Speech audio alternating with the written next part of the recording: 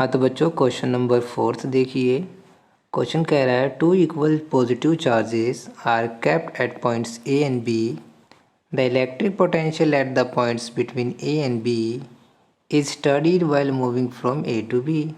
The potential बोला ये जा रहा है कि आपके पास दो पॉजिटिव चार्ज हैं जिसको आपने पॉइंट ए और पॉइंट बी पर सिचुएट किया है, ठीक है।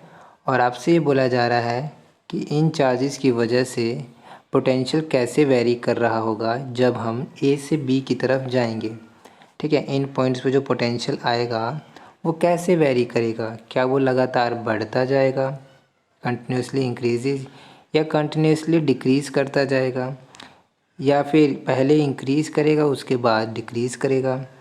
और डी ऑप्शन में बोला है कि पहले तो डिक्रीज़ करेगा देन इंक्रीज़ करेगा, ठीक है। तो यही आपको कमेंट करना है, ठीक है।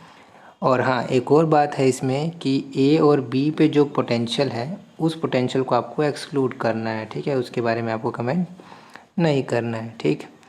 तो चलिए स्टार्ट करते हैं।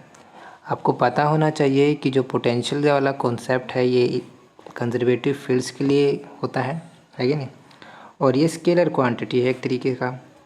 तो देखिए आपके पास पॉइंट ए था और पॉइंट बी था, ठीक है।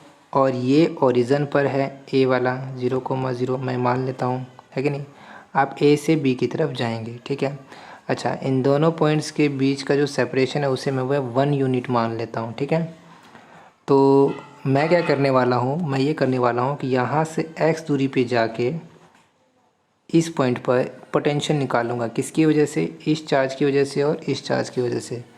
चूँकि दोनों पॉजिटिव पोटेंशियल हैं, मतलब सॉरी चूँकि दोनों पॉजिटिव चार्जेस हैं तो पॉजिटिव पोटेंशियल तो अप्लाई करेंगे ही, है कि नहीं।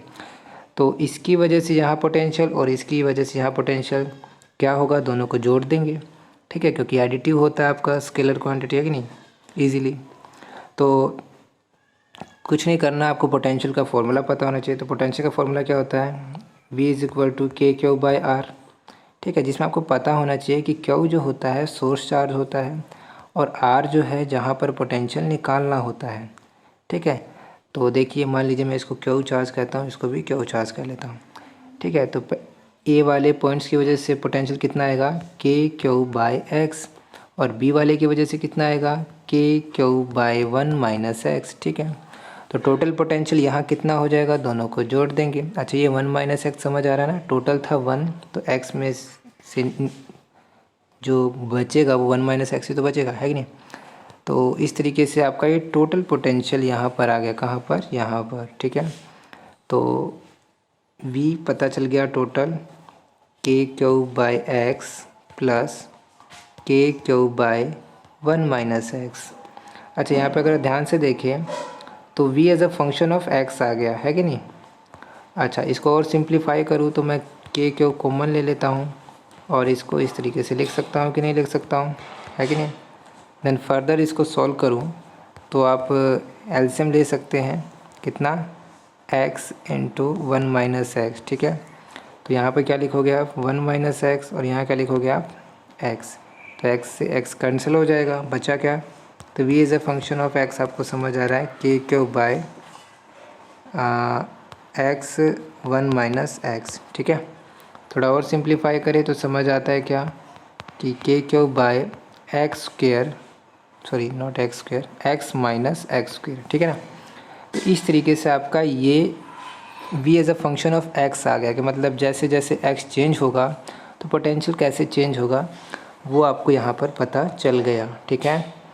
तो अब इसको थोड़ा देखते हैं कि इससे क्या हमें निकालना है। तो kQ/x - x² आपका ये आया रिज़ल्ट, ठीक है। अच्छा अब क्या आप इस बात पर कमेंट कर सकते हैं कि अगर मैं x बढ़ाऊँगा तो v का क्या होगा। तो आंसर है नहीं कर सकते। देखो आप कमेंट जब कर पाते जब आपको ऐसे बोला जाता है कि kQ/x है, v is a function of x, इस तरीके से मान लीजिए आपका आता, तो आप यहाँ पे बिल्कुल कमेंट कर सकते थे कि अगर x बढ़ेगा तो पोटेंशियल घटेगा या x घटेगा तो पोटेंशियल बढ़ेगा। लेकिन यहाँ पर x - x² है, थोड़ा कॉम्प्लेक्सिटी है यहाँ पर, है कि नहीं। तो आप डायरेक्ट कमेंट नहीं कर पाएंगे, ठीक है।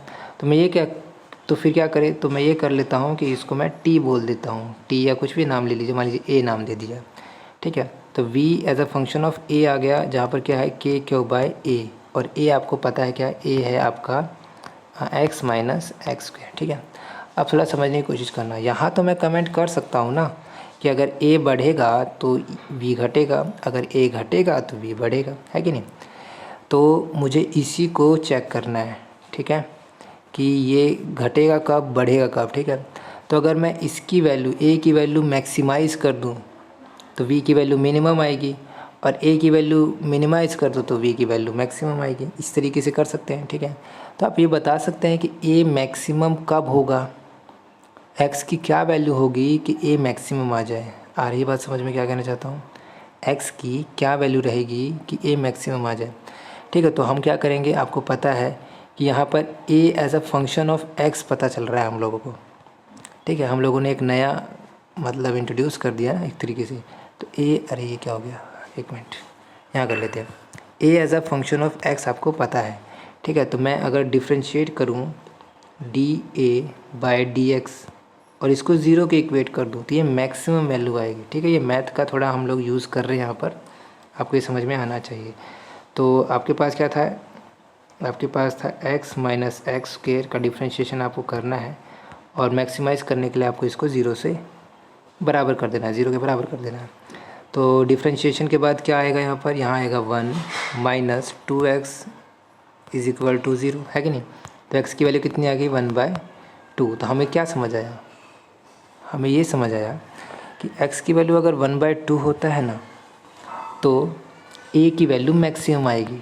बात आ रही समझ में, a की वैल्यू मैक्सिमम आएगी। और a क्या था याद करो, a कैसे लिंक था v से, a लिंक था k/a से। ठीक है, अगर a की वैल्यू मैक्सिमम आती है तो v की वैल्यू क्या आएगी, मिनिमम। इसका मतलब ध्यान से सुना, x इज़ इक्वल टू 1/2 पर a की वैल्यू मैक्सिमम आती है। अगर a मैक्सिमम है तो v क्या होगा, मिनिमम होगा। बात आ रही है ना समझ में, अगर a मैक्सिमम होगा तो v मिनिमम हो जाएगा। ठीक है, तो इस तरीके से आपने ये पता कर लिया कि x की वैल्यू अगर 1/2 होता है ना तो v की जो वैल्यू होगी ना वो सबसे कम आएगी, है कि नहीं। मतलब जो a और b दो पॉइंट थे इनके बीचों बीच अगर बात करें यहाँ पर पोटेंशियल बहुत कम आएगा।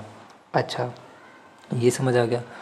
अच्छा, एक और बात करते हैं कि a की वैल्यू को मैं मिनिमम कर दूँ तो क्या होगा, मिनिमम कितना कर सकता हूँ, 0 कर लूँ। मतलब x की वैल्यू अगर मैं 0 बोल दूँ, अगर मैं x की वैल्यू 0 बोल देता हूँ, जो हमारा ये था ना इस तरीके से, v as a function of x क्या था, k/x माइनस एक्स स्क्वायर। अगर मैं x की वैल्यू 0 करता हूँ, ये सब कुछ 0 हो जाएगा, तो ये 0 हो जाएगा तो v की वैल्यू क्या हो जाएगी, इनफाइनाइट हो जाएगी, मतलब मैक्सिमम आएगी ना, कहने का मतलब है। अच्छा, इसका मतलब x इज़ इक्वल टू 0 था तो v की वैल्यू मैक्सिमम आ रही थी, मतलब बहुत ज़्यादा आ रही थी। ठीक है, अच्छा, x इज़ इक्वल टू 0 करते हो तो ये पॉइंट a नहीं हो जाएगा, सोचो ये पॉइंट a ही तो हो जाएगा, है कि नहीं। तो v की value x is equal to 0 पर मैक्सिमम आती है और x इज़ इक्वल टू 1/2 पर मिनिमम आती है। इसका मतलब घटा ना, यहाँ से 0 से 1/2 जा रहा हूँ तो वैल्यू घट रही है। ठीक है, और उसके बाद अगर मैं और इसको आगे बढ़ाता हूँ, अगर मैं x की वैल्यू 1 कर लेता, जैसे मैं x की वैल्यू 1 करता हूँ फिर से मैक्सिमम वैल्यू आ जाएगी। सोच के देखो, अगर मैं इसमें ये जो नीचे फॉर्मूला लिखा हुआ है ये वाला, ध्यान से देखो, एक मिनट, अगर मैं x की वैल्यू 1 रखता हूँ तो ये पूरा 1 माइनस 1 0 हो जाएगा, फिर से मैक्सिमम आएगा।